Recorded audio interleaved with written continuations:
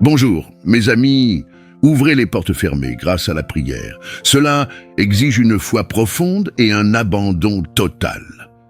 Nous avons tous traversé des moments où des portes semblaient définitivement verrouillées, où nos efforts paraissaient vains et où l'espoir vacillait presque. Dans ces instants, il est essentiel de se rappeler que Dieu détient la clé capable d'ouvrir n'importe quelle porte, même celle que le monde s'obstine à maintenir fermée. Dans Isaïe, chapitre 22, verset 22, Dieu fait une promesse. « Je mettrai sur son épaule la clé de la maison de David. Ce qu'il ouvrira, personne ne pourra le fermer. Ce qu'il fermera, personne ne pourra l'ouvrir. » Cette clé représente l'autorité divine, le pouvoir de transformer l'impossible et de guider ses enfants sur le chemin de la victoire. Quand nous faisons face à des obstacles insurmontables, la prière devient l'outil indispensable pour accéder à cette clé divine. Mais prier, ce n'est pas simplement demander, c'est faire confiance. Faire confiance au plan parfait de Dieu. Dans les moments d'affliction, agenouillez-vous et dites « Seigneur, je reconnais que ta sagesse dépasse ma compréhension. Je te confie chaque porte fermée dans ma vie et je place toute ma confiance en ton moment parfait pour les ouvrir. » Quand vous déclarez une telle foi, quelque chose de puissant se produit. Ce n'est pas seulement une porte matérielle qui s'ouvre, c'est votre vision spirituelle qui s'élargit. Et vous commencez à percevoir des possibilités que vous ne voyiez pas auparavant. Prier, selon Isaïe 22, c'est une invitation à abandonner nos désirs entre les mains de celui qui contrôle le temps et l'espace. Souvent, nous nous acharnons sur des portes que Dieu a fermées pour nous protéger ou nous rediriger. Alors demandez à Dieu le discernement pour comprendre quelles portes il veut que vous franchissiez et lesquelles il préfère garder closes. Cela demande un cœur humble et une disposition à accepter que ses plans sont toujours meilleurs que les nôtres. À l'aube, lorsque le silence du jour renouvelle votre âme, consacrez un moment à cette prière. Invoquez la clé de la maison de David. Demandez à Dieu d'ouvrir les chemins nécessaires et de fermer ceux qui pourraient vous égarer. Déclarez avec assurance: je crois que tu ouvres des portes de bénédiction et d'opportunités dans ma vie. Merci pour chaque réponse. Qu'elle soit un oui, un non ou un attends. Je place toute ma confiance en ta souveraineté. Cet acte de foi transforme non seulement les circonstances autour de vous, mais aussi votre cœur en apportant paix et espérance. Avoir confiance dans le moment parfait de Dieu demande de la patience et de la persévérance. Même lorsque vous ne voyez pas de changement immédiat, souvenez-vous, Dieu agit toujours en votre faveur. Hébreux chapitre 11, verset 6 nous rappelle: sans la foi, il est impossible de plaire à Dieu, car celui qui s'approche de lui doit croire qu'il existe et qu'il récompense ceux qui le cherchent. Votre foi est la clé qui active les miracles. Et en déclarant cette confiance, vous permettez à la puissance de Dieu d'agir librement, de briser les barrières et d'apporter la lumière là où il n'y avait que ténèbres.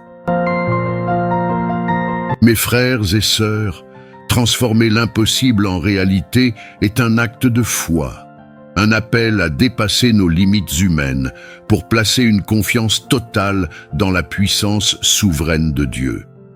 Pensez à ces moments de votre vie, ces situations qui semblent insurmontables, qui mettent à l'épreuve votre force et votre compréhension. Lorsque nous les déposons aux pieds du Seigneur, elles peuvent devenir la scène des miracles les plus extraordinaires. Rappelez-vous l'histoire d'Anne racontée dans un chapitre 1 de Samuel. Elle vivait une profonde détresse, incapable d'avoir un enfant. Mais cela ne l'a pas empêchée de chercher Dieu avec ferveur. Anne pria avec des larmes sincères. Elle déposa devant le Seigneur le désir le plus profond de son cœur. Sa foi fut récompensée. Dieu lui donna Samuel, l'un des plus grands prophètes d'Israël. Face à l'impossible, suivez l'exemple d'Anne et proclamez avec audace: car rien n'est impossible à Dieu. Croyez que l'impossible peut devenir possible par la foi. Dans les moments où votre cœur est accablé, quand la situation semble sans issue, la prière devient un pont, un lien entre votre faiblesse et la puissance infinie de Dieu. La promesse de Luc, chapitre 1, verset 37, nous assure « Car rien n'est impossible à Dieu ». Cette vérité éternelle doit être l'encre qui soutient votre foi. Même au cœur des tempêtes les plus violentes, lorsque vous invoquez le Seigneur, ne demandez pas seulement des solutions. Priez pour un cœur qui apprenne à se fier à son timing et à sa sagesse. Chaque prière, même celle qui semble rester sans réponse, est une graine d'espoir semée dans le sol fertile de la fidélité divine. Renouvelez l'espoir dans les moments de désespoir. Voilà un défi qui demande une grande force spirituelle. Prenez l'exemple de Néhémie.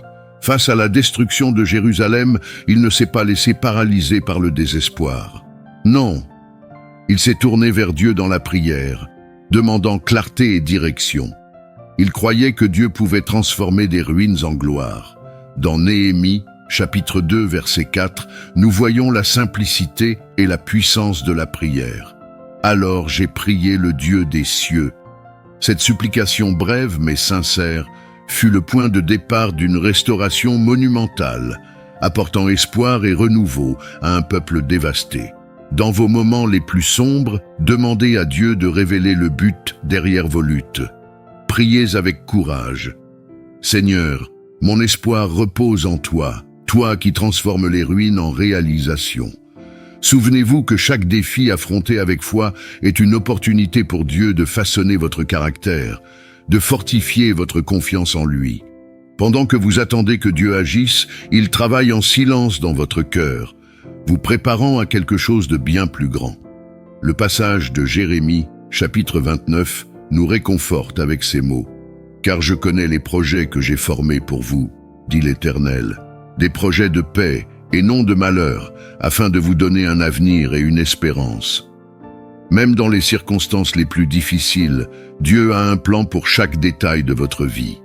Marcher avec Dieu transforme l'espoir.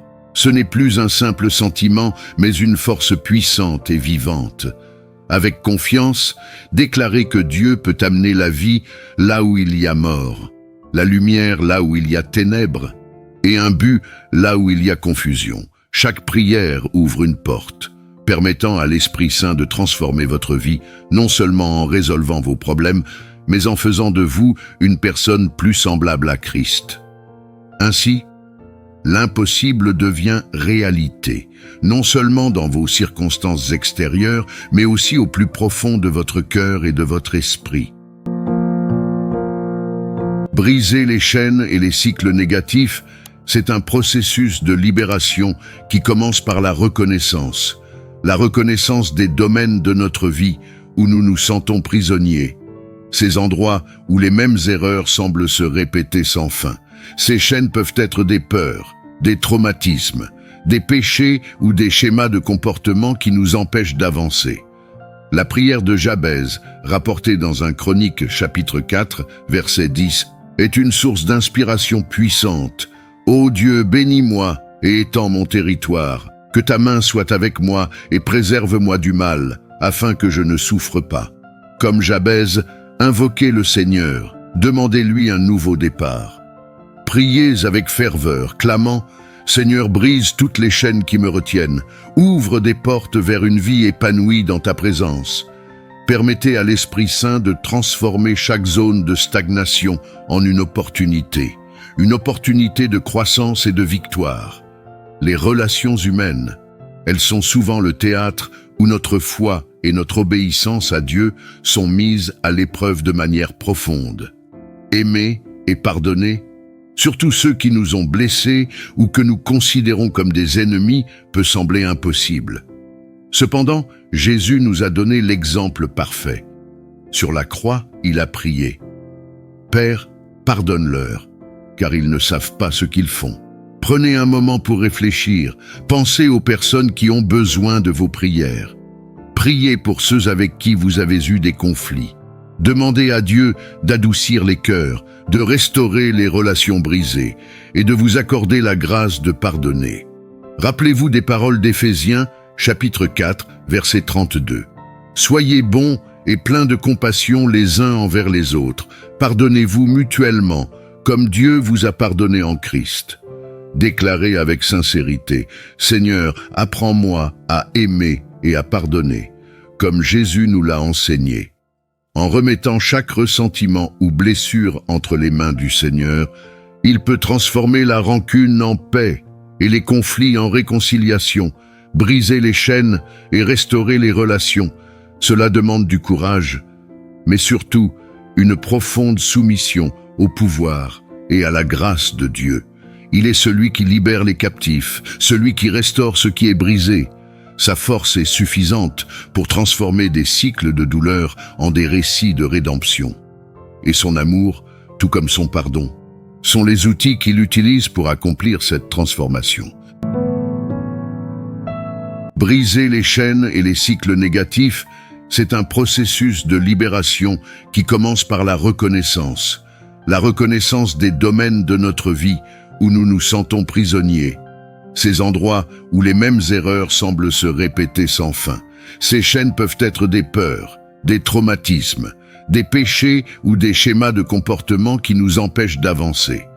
La prière de Jabez, rapportée dans un Chronique chapitre 4, verset 10, est une source d'inspiration puissante. « Ô Dieu, bénis-moi et étends mon territoire, que ta main soit avec moi et préserve-moi du mal, afin que je ne souffre pas. » Comme Jabez, invoquez le Seigneur, demandez-lui un nouveau départ. Priez avec ferveur, clamant « Seigneur, brise toutes les chaînes qui me retiennent, ouvre des portes vers une vie épanouie dans ta présence. » Permettez à l'Esprit Saint de transformer chaque zone de stagnation en une opportunité de croissance et de victoire. Les relations humaines, elles sont souvent le théâtre où notre foi et notre obéissance à Dieu sont mises à l'épreuve de manière profonde. Aimer et pardonner, surtout ceux qui nous ont blessés ou que nous considérons comme des ennemis, peut sembler impossible. Cependant, Jésus nous a donné l'exemple parfait. Sur la croix, il a prié « Père, pardonne-leur, car ils ne savent pas ce qu'ils font. » Prenez un moment pour réfléchir, pensez aux personnes qui ont besoin de vos prières. Priez pour ceux avec qui vous avez eu des conflits. Demandez à Dieu d'adoucir les cœurs, de restaurer les relations brisées et de vous accorder la grâce de pardonner. Rappelez-vous des paroles d'Éphésiens, chapitre 4, verset 32. Soyez bons et pleins de compassion les uns envers les autres. Pardonnez-vous mutuellement, comme Dieu vous a pardonné en Christ. Déclarez avec sincérité, « Seigneur, apprends-moi à aimer et à pardonner, comme Jésus nous l'a enseigné. » En remettant chaque ressentiment ou blessure entre les mains du Seigneur, il peut transformer la rancune en paix et les conflits en réconciliation, briser les chaînes et restaurer les relations. Cela demande du courage, mais surtout une profonde soumission au pouvoir et à la grâce de Dieu. Il est celui qui libère les captifs, celui qui restaure ce qui est brisé. Sa force est suffisante pour transformer des cycles de douleur en des récits de rédemption. Et son amour, tout comme son pardon, sont les outils qu'il utilise pour accomplir cette transformation. Recevoir la guérison et les miracles par la prière, c'est un acte de foi profonde, une totale soumission au pouvoir de Dieu. Dans Jacques chapitre 5, nous trouvons ces paroles puissantes. « Quelqu'un parmi vous est-il malade ? Qu'il appelle les anciens de l'Église. Ils prieront pour lui en loignant d'huile au nom du Seigneur. Et la prière faite avec foi guérira le malade, le Seigneur le relèvera. » Ces mots nous invitent à voir Dieu comme le grand médecin, celui qui guérit non seulement le corps, mais aussi l'âme et l'esprit. Prenez un moment pour méditer sur ces promesses.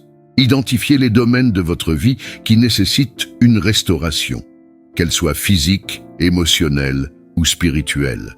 Lorsque vous priez, imaginez Dieu, l'ouvrier divin façonnant chaque fragment brisé de votre existence en quelque chose de nouveau. de complet. La prière en communauté, elle est une source incomparable de force et de renouvellement. Quand nous prions ensemble, en unité, nous expérimentons la présence tangible de Dieu. Jésus lui-même nous a rappelé dans Matthieu chapitre 18, verset 20. « Car là où 2 ou 3 sont réunis en mon nom, je suis au milieu d'eux. » Cherchez des moments pour prier avec d'autres, dans des groupes de prière, à l'église ou simplement avec des amis dans la foi. Ces instants d'intercession collective fortifiant notre espérance et notre confiance en ce Dieu qui réalise l'impossible.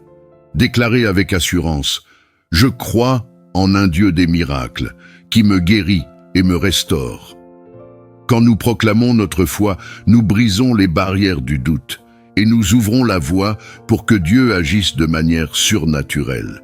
Les miracles ne sont pas seulement des événements extraordinaires, ce sont des preuves de l'amour et de l'attention de Dieu envers ses enfants. Apprenez à reconnaître les miracles du quotidien, une relation restaurée, une opportunité inattendue, une parole réconfortante au moment précis. Ayez confiance, Dieu agit encore et il œuvre dans votre vie. Pour conclure, chaque prière élevée vers le ciel est entendue par un Dieu attentif à chaque détail de votre existence. Dans Ésaïe chapitre 41 verset 10, il nous assure « Ne crains rien, car je suis avec toi. Ne sois pas effrayé, car je suis ton Dieu.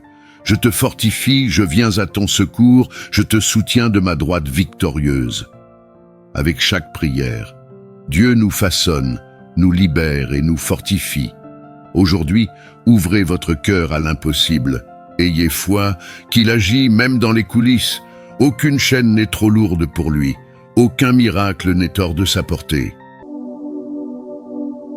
Seigneur Tout-Puissant, Père d'amour et de bonté, nous nous présentons devant toi avec des cœurs humbles et remplis de foi. Nous reconnaissons que tu es le Dieu de l'impossible, celui qui ouvre des chemins là où il n'y en a pas, celui qui transforme les ténèbres en lumière. En cet instant, nous déposons à tes pieds tous nos rêves, nos angoisses et nos défis. Tu connais chaque porte qui semble fermée dans nos vies, chaque montagne qui semble infranchissable. Nous te demandons, avec ta main puissante, déplace les obstacles et guide-nous sur le chemin de la victoire. Comme il est écrit dans Matthieu, chapitre 19, verset 26. Aux hommes, cela est impossible, mais à Dieu, tout est possible. Renouvelle notre espérance, fortifie notre foi, apprends-nous à nous reposer dans ta volonté souveraine. Aide-nous à croire en ton temps parfait, en sachant que toute chose concourt au bien de ceux qui t'aiment. Reçois notre gratitude pour tout ce que tu as déjà accompli et pour tout ce que tu accompliras encore. Que ton nom soit glorifié à travers les miracles que nous verrons se réaliser dans nos vies. Au nom de Jésus, nous prions. Amen. Cette vie est une véritable traversée, une aventure pleine d'apprentissages et de défis. Qu'elle soit une source d'inspiration pour croire au pouvoir du changement et à la valeur de la persévérance. Comme Habakkuk a écrit la vision pour qu'elle soit claire et compréhensible, soyons à notre tour des messagers d'espoir et de courage. Car même si cela semble tarder, tout arrivera au moment parfait, selon la promesse divine d'Habakkuk, chapitre 2, versets 2 et 3.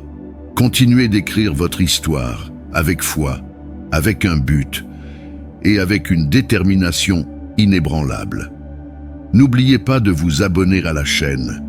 Aimez et partagez cette vidéo. À très bientôt.